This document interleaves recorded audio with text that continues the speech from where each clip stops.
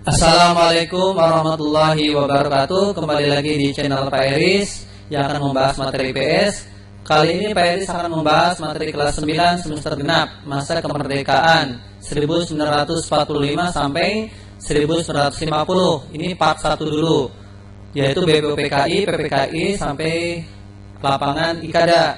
Kenapa? Karena materinya terlalu banyak sehingga Pak Iris ada part 1, nanti tunggu part 2 dan part berikutnya. Oleh karena itu jangan lupa like, subscribe, dan share. Terima kasih, mudah-mudahan semoga bermanfaat. Mari kita bahas Proklamasi Kemerdekaan berawal dari 7 September 1944, yaitu Perdana Menteri Koiso menjanjikan kemerdekaan Indonesia. Dibuktikan dengan cara apa? Satu, pembentukan Badan Penyelidik Usaha Persiapan Kemerdekaan Indonesia, yaitu BPUPKI 1 Maret 1945. Siapa ketuanya? Rajiman Widyodiningrat. Ada 2 kali sidangnya. Sidang pertama BPUPKI 29 Mei sampai 1 Juni 1945. Membahas apa? Rumusan dasar negara Indonesia. Kemudian di sini ada gambar ya. Ada 3 pendapat, ada Muhammad Yamin 29 Mei, Mr. Supomo 31 Juni, dan Insinyur Soekarno 1 Juni 1945. Nah, dari 3 pembahasan ini masih belum mencapai kesepakatan, maka dibentuk Panitia 9 sehingga diputuskan menjadi Jakarta Charter atau Piagam Jakarta dan ditandatangani 22 Juni 1945. Ini adalah Piagam Jakarta. Di sini ada perbedaan dengan yang sekarang ya. Pembukaannya, ketuhanan dengan kewajiban menjalankan syariat Islam bagi pemeluk-pemeluknya. Sedangkan untuk isi yang lainnya sama, dari sila yang kedua sampai kelima itu sama. Siapa? Nah, ini kenapa bisa berubah, nanti kita bahas di PPKI ya. Siapa tokohnya yang menjadi panitia 9? Ada Soekarno, Ahmad Subarjo, Abdul Kahar Muzakir, ada Amam Maramis, Abi Kusno, Muhammad Hatta, Abdul Wahid Hashim, Agus Salim, dan Muhammad Yamin. Oke, berikutnya. Sidang kedua PPKI 10 sampai 17 Juli 1945. Bahas apa? Bahas tentang Undang-Undang Dasar. Supaya pekerjaannya lebih efisien ya, membentuk panitia kecil. Siapa? Yaitu Soekarno. Hasilnya apa? Menyatakan Indonesia merdeka dan pembukaan Undang-Undang Dasar serta batang tubuh Undang-Undang Dasar. Ini adalah Soekarno ya di sidang rapat BPPI kedua. Berikutnya, pembentukan Panitia Persiapan Kemerdekaan Indonesia atau PPKI. 7 Agustus 1945 BPPKI dibubarkan karena dianggap selesai tugasnya, maka diganti dengan PPKI. Siapa ketua dan wakilnya? Soekarno dan Hatta. Apa tugasnya? Mempersiapkan segala sesuatu berkaitan dengan keperluan pergantian kekuasaan dari pihak Jepang kepada Indonesia. Nah, secara simbolik PPKI ini dilantik oleh Jenderal Terauchi. Dia itu Panglima Angkatan Darat. Yang pertanyaan lagi adalah kenapa harus ke darat ya. Jadi tanggal 9 Agustus 1945 ini Soekarno, Hatta, dan Rajiman dipanggil ke darat Vietnam untuk menerima tentang kemerdekaan Indonesia, karena di darat adalah pusat tentara Jepang ya di Asia Tenggara. Ini fotonya Rajiman Widyodiningrat, Muhammad Hatta, Soekarno, dan Jenderal Terauchi. Berikutnya lagi, peristiwa Rengas Dengklok. Jadi setelah pulang dari darat Vietnam, ada peristiwa Rengas Dengklok. Ini beda pendapat golongan tua dan golongan muda terkait waktu proklamasi. Jadi 14 Agustus 1945 Jepang menyerah kepada sekutu. Kemudian golongan muda Sahrir ini menginginkan tanpa melalui PPKI karena dianggap pemberian Jepang. Sedangkan Soekarno tidak mau, dia tetap harus memakai apa? Melalui PPKI ya. Karena beda pendapat itulah kemudian ya para pemuda ini melakukan perundingan ya untuk mengamankan Soekarno Hatta dari pengaruh Jepang dari Jakarta ke Rengas Dengklok, Karawang, Jawa Barat.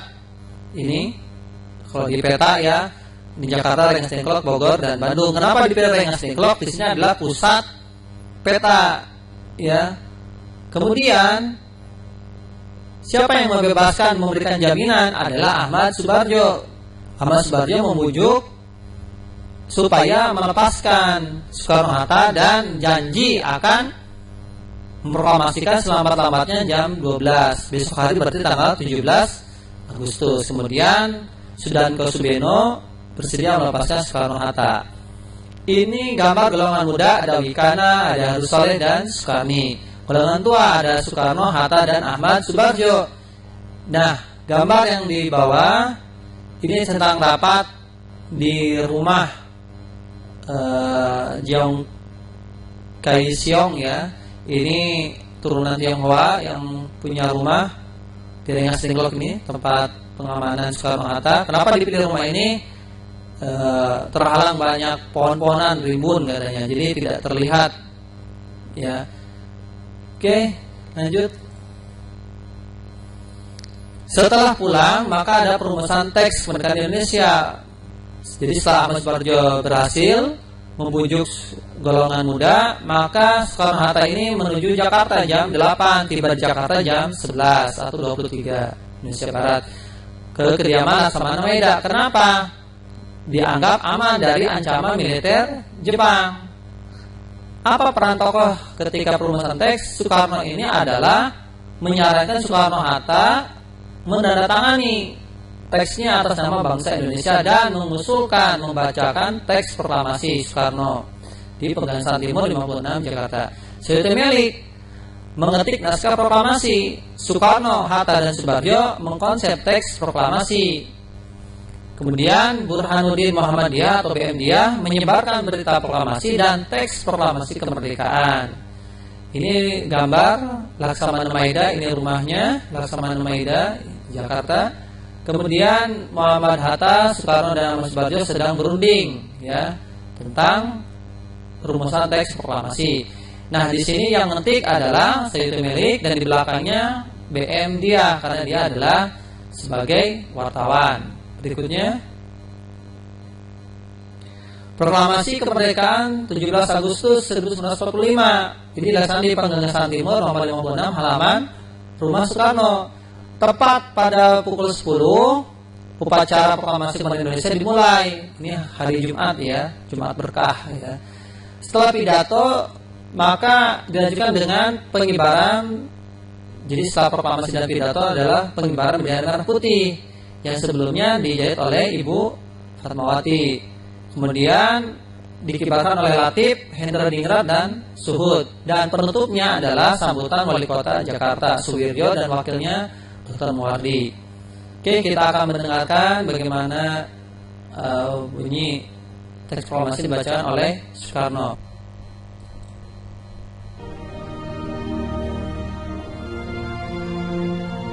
Proklamasi. Kami, bangsa Indonesia, dengan ini menyatakan kemerdekaan Indonesia.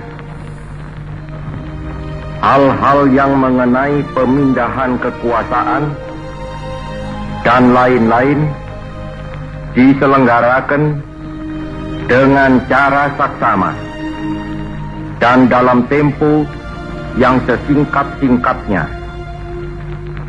Jakarta, 17 Agustus 1945, atas nama bangsa Indonesia, Soekarno, Hatta.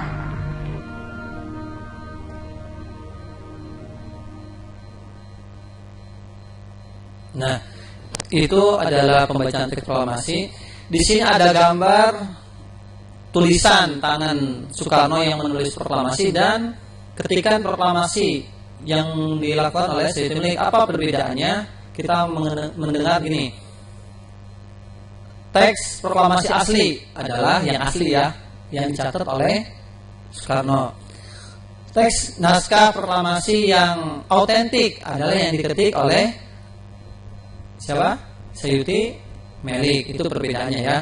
Kita lihat gambar berikutnya, ini adalah gambar pembacaan teks proklamasi, kemudian ini gambar pengibaran bendera merah putih oleh Latif dan juga Suhud. Ini adalah Ibu Fatmawati sedang menjahit bendera merah putih Indonesia ya. Ini adalah Pak Suwiryo, wali kota pertama Jakarta, ini Pak Latif dan ini Pak Suhud ya. Oke, kita lanjut. Hasil rapat Panitia Persiapan Kemerdekaan Indonesia (PPKI), ada 3 sidang. Sidang yang pertama 18 Agustus 1945 meresmikan dan mengesahkan Undang-Undang Dasar 1945. Kedua, menetapkan Soekarno dan Hatta sebagai presiden dan wakil presiden. Yang ketiga, pembentukan Komite Nasional Indonesia 11 Agustus membentuk 8 provinsi dan juga gubernurnya. Kedua, menyusun kabinet dan membentuk 12 kementerian serta 4 menteri di bawah, bukan bawah ya, tapi tanpa portofolio, itu Jaksa Agung, Mahkamah Agung. Kemudian membentuk Komite Nasional Indonesia Daerah. Rapat yang ketiga 22 Agustus 1945 ini adalah pembentukan Komite Nasional. Kedua, pembentukan Partai Nasional Indonesia. Yang ketiga, pembentukan Badan Keamanan Rakyat atau BKR. Ini contoh menteri-menterinya seperti tadi Ahmad Subarjo sebagai Menteri Luar Negeri. Ini adalah gambar sidang PPKI. Nah, bagaimana setelah teks proklamasi dan juga sidang PPKI? 1 bulan kemudian ada rapat raksasa di lapangan IKADA, singkatannya Ikatan Atletik Jakarta, sekarang Monas, 19 September 1945. Ini siapa? Para pemuda yang punya usul aksi Menteng atau Komite Pan-Aksi Menteng 31 Pemuda, tadi golongan muda. Apa maknanya? Makna rapat raksasa ini adalah mempertemukan pemerintah Republik Indonesia dengan rakyatnya. Kedua, kewibawaan pemerintah kepada rakyat. Ketiga, semakin percaya diri. Yang keempat, mendukung pemerintah.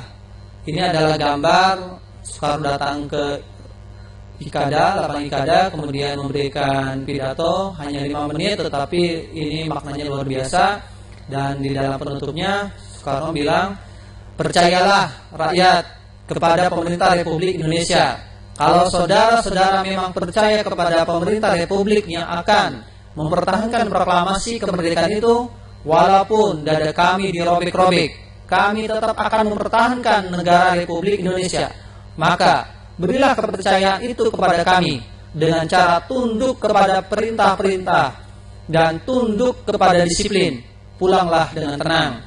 Nah, alhamdulillah tidak ada yang namanya bentrok, ya, makna yang luar biasa ya. Oke, terima kasih. Itulah tentang materi PS masa kemerdekaan part 1. Semoga bermanfaat. Tunggu part berikutnya. Wassalamualaikum warahmatullahi wabarakatuh.